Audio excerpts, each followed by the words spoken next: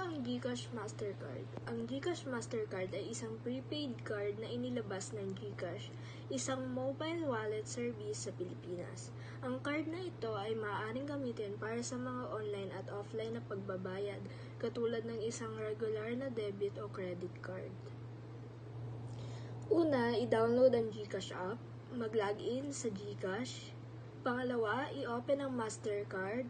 Piliin ang uri ng Mastercard na iyong gusto and ilagay ang iyong address. And magbayad ng 200 pesos para sa application fee.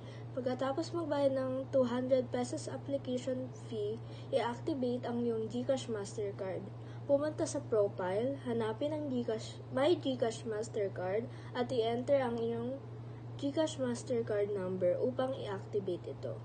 Pagkatapos ma-activate, maaari mo na magamit ang iyong GCash Mastercard sa mga ATM, stores at online shopping platforms na tumatanggap ng Mastercard.